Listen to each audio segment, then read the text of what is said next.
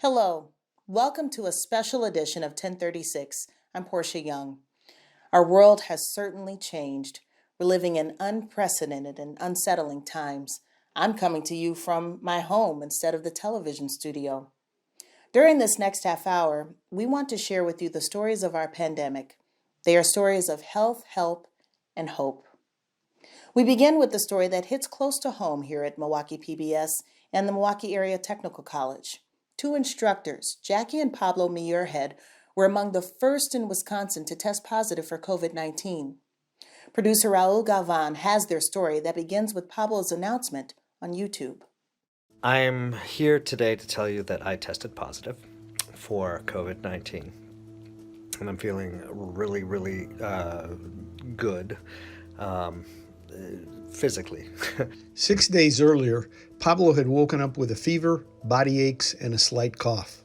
On Sunday, March 15th, that I got the phone call from the local health authorities telling me that I had tested positive, which, let me just pause for a second there. That just shocked me because it was the last thing I expected in light of how I was feeling. I thought that would not be the case. And when I got the news that I tested positive, I would share that, the thought is like, does my body just start shutting down? What happens? Will I need a respirator? Does this?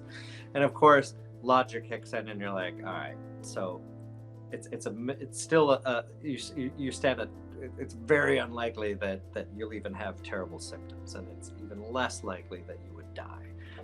So Pablo found out Sunday night. On Monday morning at 6:30 in the morning, I called my brother and I was sobbing because I'm like, I've been holding it together because I wanted to act brave in front of my kids, and I can't talk to my husband right now because he's like locked behind a room.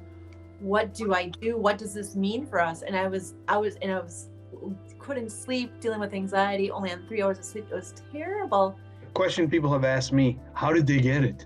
Does he know who he got it from? Maybe I got it from the people that asked you. I mean, that's right, because we don't know. Jackie, their two kids, and their Japanese exchange student were eventually tested after some of them experienced mild symptoms, and Jackie and daughter Gabrielle were found to be positive. The exchange student tested negative and eventually went back to Japan. Son Santiago, who had been in closer contact with Pablo and showed many of the same symptoms, tested negative, but for safety reasons was treated as a positive. Our 10-year-old daughter, when she found out she tested positive, she was very scared. Although she knew she was younger, so she was more likely to come out unscathed. And it was funny because all she had was the sniffles and the sneezes, right? But she very wisely said, you know what, Mom? Now that I know I have it, I'm not that scared. I was more scared about getting it than actually finding out I have it. Tell us about your involvement with the CDC study. Oh, yeah.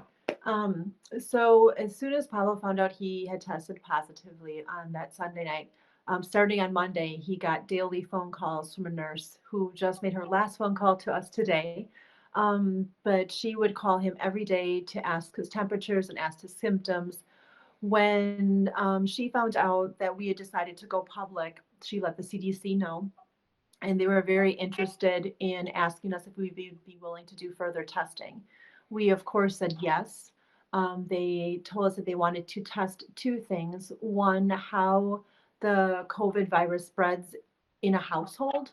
And two, they wanted us to test a self-administered nose swab and see how it compares in efficacy to the one that the doctors give. The CDC visited the Muirheads, did blood work, and collected nose samples with long and short swabs. They confirmed the diagnoses. The Muirheads are also keeping a health journal for the CDC. Now that we've emerged from our quarantines within our quarantine and we can walk around the house, this feels pretty good. And we feel very fortunate and very privileged that we're not worried about putting food on the table. So it's very important to think about those in your circle, in your network. Yeah. If you don't have folks in your network that might be vulnerable financially, then donate. That's one major stressor that we don't have. and I know a lot of people have that. They're worried about paying bills. My students are. My students, they might be able to put food on the table, but they might not be able to pay rent, right? Process that for a second. My three favorite people in the world are my wife and my two kids. Of course, I love my parents dearly, and I'd add them to that mix, and my brother, and others. But this is our family. So to get to spend this much intense time with them right now, I'm beginning to think when this all ends, I'm gonna miss the heck out of them, and we're getting some real family, like, quality time together.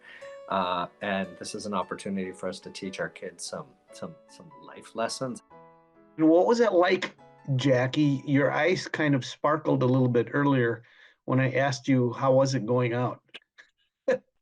Oh, it was delightful. I mean, just when it hit me yesterday, I'm like, wow, I am done, and I got my taste back the same day.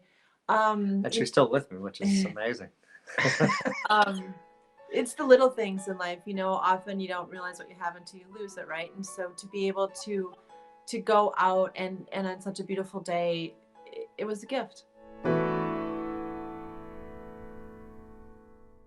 We will continue to follow the Muirhead story. You can watch for updates here on 1036 and on MilwaukeePBS.org.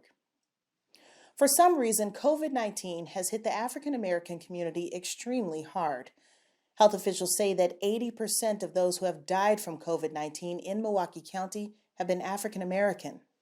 Our producer, Alexandria Mason, spoke with Milwaukee Health Commissioner Dr. Jeanette Kowalik about this.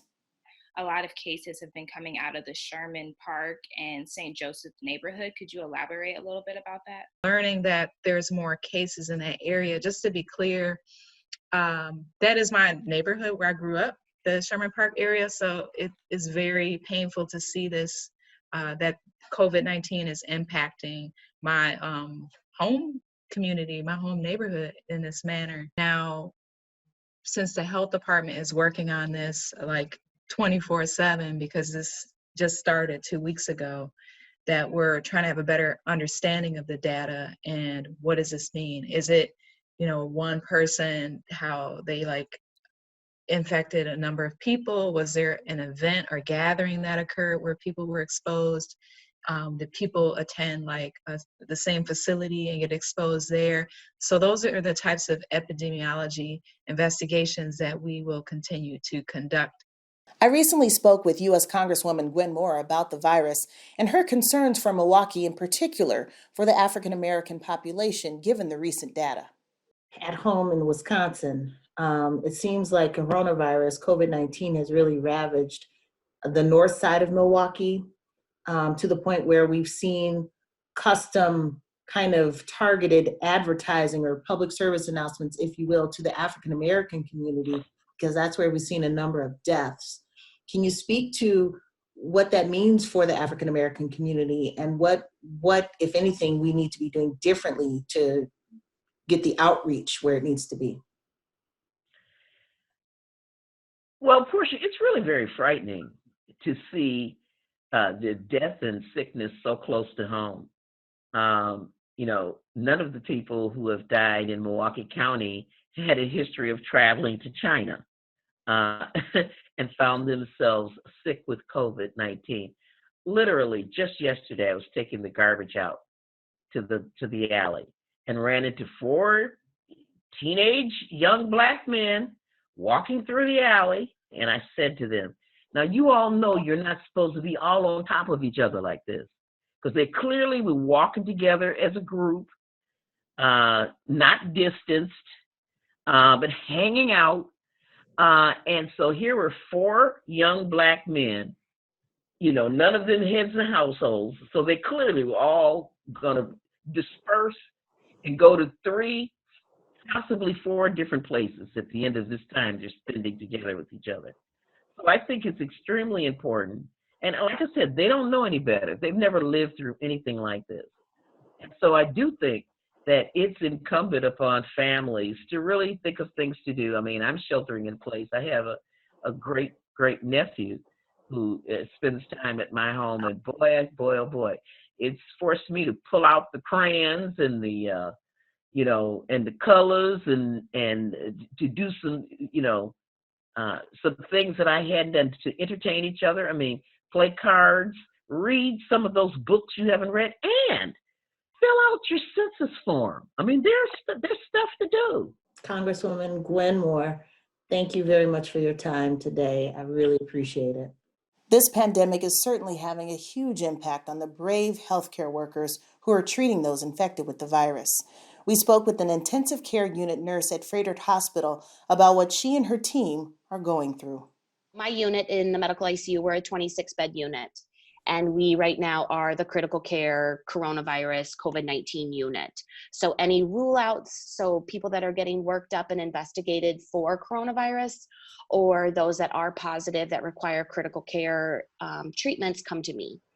So we are between the emergency department, one of our inpatient units, and us, we are the front lines of this disease. We're in it. So I definitely am concerned. But again, like I said, if I believe in my personal protective equipment, and if I believe that I'm putting it on and taking it off appropriately, and I'm hand washing, that I'm supposed to be protected, and I have to believe in that. So, and that's the way we are on our unit. We have to believe that we're safe and we're doing it right. Yeah, it's Michael and myself and little baby Nora. I don't come in contact with either of them until I come home and I've done all my precautions. Personally, I'm very fearful. This has been really scary. Watching this come from the coasts in, we're here. I mean, we're in this and it's not going anywhere. So taking the safer at home mentality and quarantining and isolating is super important. We've got to flatten this curve. And by flattening the curve, what I mean is we've got to lessen the exposure so that me and my staff can properly care for the patients that are affected with this COVID-19 coronavirus, because without flattening this curve, we won't have the resources to take care of them.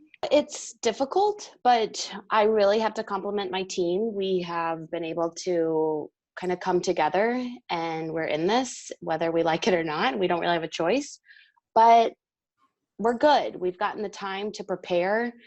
So I just have to believe that today was a good day. Today was a safe day, and I have to keep living. We all need to keep living by staying home and listening to health experts. We want to send a thank you to Elliot and all those healthcare workers who are on the front lines right now. Hear more from Elliot at MilwaukeePBS.org.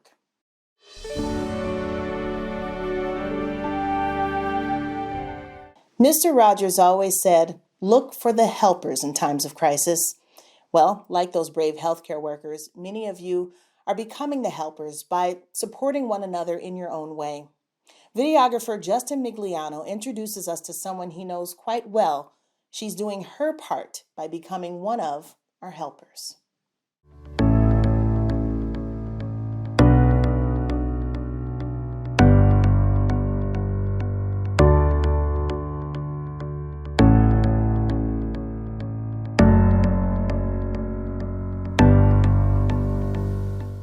I'm a quilter. Yes, I'm a quilter. So I have a lot of fabric.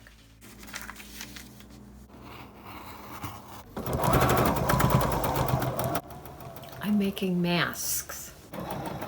Hopefully, for people to use, like I'm going to give some to my daughter-in-law, and she's going to take them to work with her because she's a nurse. So this is something that they can keep and wash and take it back to work again. So they've sent me the videos, and I've tried a couple. Says the elastic is 6 inches and the wire is 4 inches. This can go over the mask from the hospital. You can wear it as a standalone. There you go. And that one works better because it has some wire in it. The person who's wearing it can conform it to their face better, and it makes a better seal, and it's not fogging up their glasses. The elastic particularly, and the wire were very important to making it more effective. How many would I make? I don't know. Right now I'm in the mode I'm just going to make a bunch of them and give them to my granddaughter and my daughter-in-law. Here's the wire.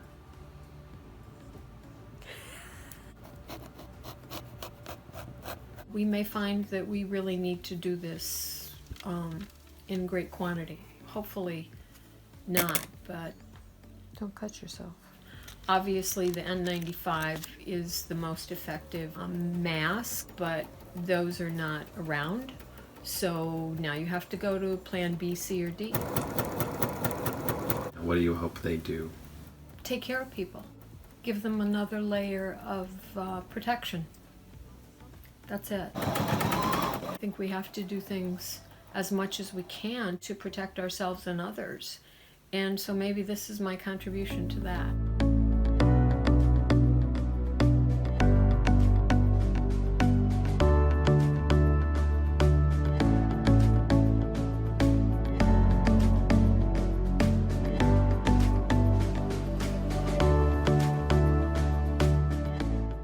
The pandemic has also changed how students are learning and how teachers are teaching.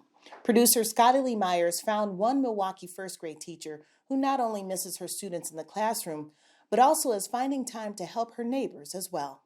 I believe in beloved community, right? I believe that we are all interconnected, and I know that if my neighbor is not okay, then I'm not okay. So it is important for me to ensure that my neighbors, my students, my community members are well. My name is Angela Harris. I'm a first grade teacher at Dr. Martin Luther King Jr. Elementary School. The original Google Doc was a place for folks to go to offer up ways to volunteer. So any different ways that they could provide services, whether it be transportation, meal delivery, going to pick up groceries, picking up prescriptions, volunteering childcare services. There were so many different things that people actually volunteered to do. Also, then folks had the opportunity to ask for different supports that they needed. So if they needed support with food, if they needed monetary support, and within the first 2 days, we had over 200 responses. Once the Google form really blew up, we wanted to think about how we could utilize the folks on that form who wanted to volunteer. Pastor Thad happened to reach out to me and asked how Bethel could assist, and so then that's when we came up with this idea of kind of having food or donation depots for the food pantries. We found out that there was a need here in the community. Sherman Park Food Pantry was about to close its doors because they didn't have enough stuff left to service the people in the community. So we are going to take the majority of those donations that are downstairs and restock the shelves at Sherman Park Food Pantry and hopefully keep them open to service this community for a little bit longer. It really shows the true spirit, I think, of all of us. When times are hard, when we are down and out, we are here to pull each other up. And I think we are so consumed right now with so much doom and gloom. To have these bright spots in the community, like, it lifted my spirits to go downstairs and see all of the donations that have been sent here. It just really gives me hope that we can leave this space in a better place. Hi everyone, Scotty Lee Myers here, the producer who put together this short piece. Before the cameras were rolling, I asked Angela Harris how she was coping with not being able to see her students every day. And as she answered, she started to cry, tears streaking down her cheeks. Clearly, these children are much more than just students to her.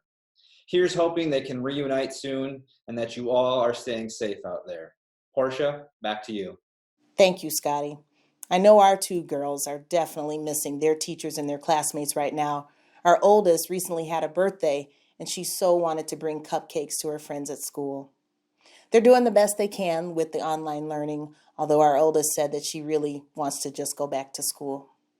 Well, just a quick note, we do have some help for students while they're continuing this distance learning.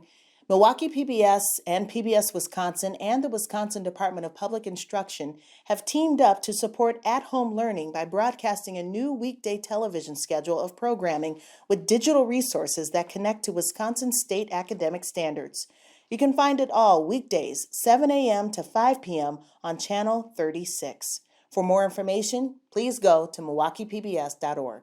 Our final story of our pandemic touches all of us. Losing a loved one is difficult enough, and even more difficult when the loss happens during a quarantine and pandemic, as it did for one of our dear friends here at Milwaukee PBS. Gayle wanted to share her story with all of you. This is a story I never thought I would have to tell or to actually have occur in my life. COVID-19. So many of us are affected without ever being inflicted with this virus.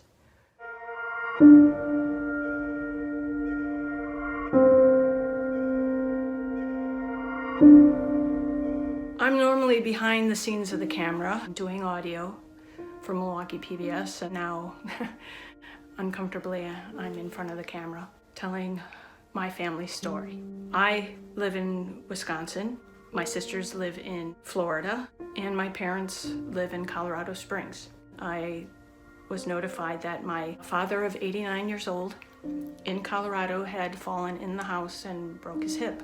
A couple of days into rehab, got pneumonia. They then immediately sent him to the ER. They gave him a test for the coronavirus. My mom was not allowed to see him in the hospital while he was in ICU until they got the tests back to confirm whether or not he had the coronavirus. He was all alone. With traveling, none of us felt safe to even go to be with Mom because flying through any of the airports, the high likelihood of contact with somebody, you're in crowded planes, close quarters with people you don't know who are maybe carriers.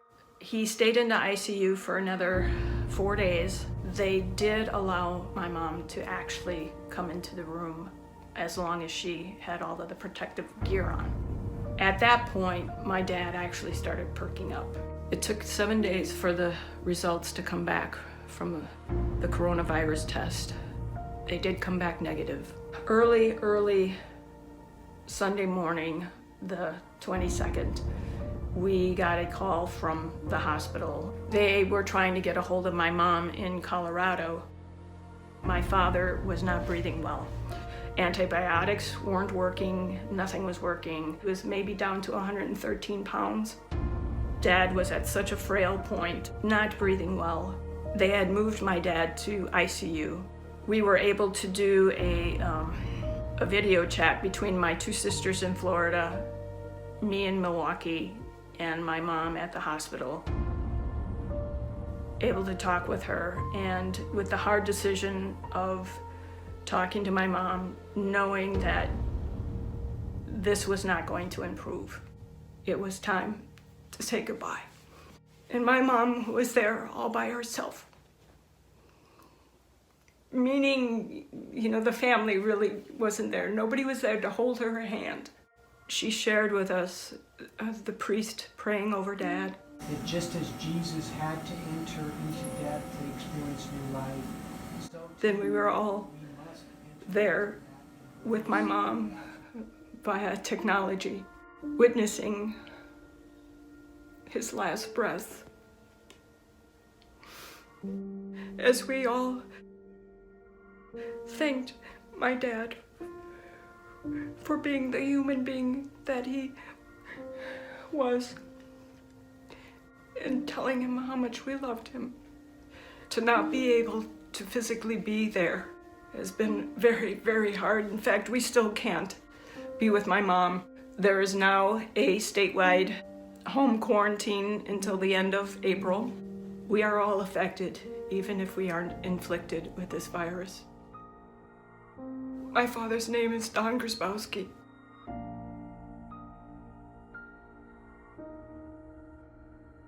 Loved and adored by many.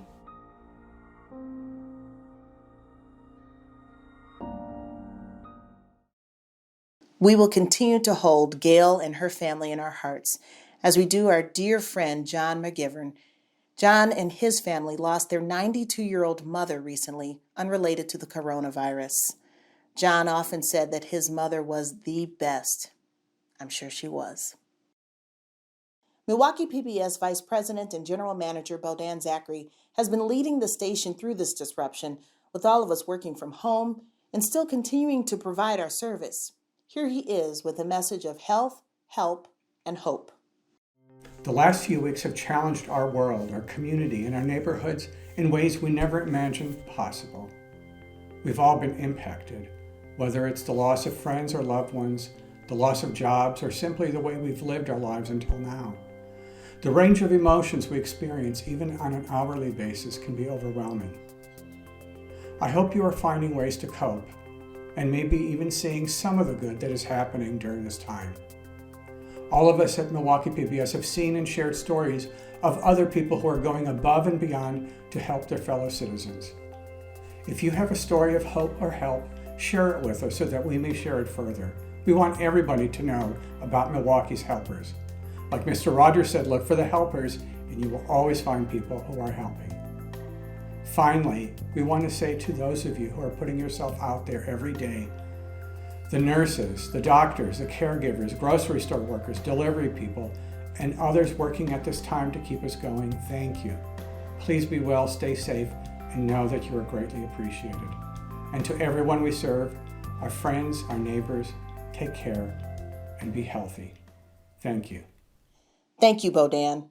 And thank you all for joining us for this special edition of 1036, The Stories of Our Pandemic. Stay positive, stay home, and stay safe, and continue to be the helpers for one another. We'll see you next time.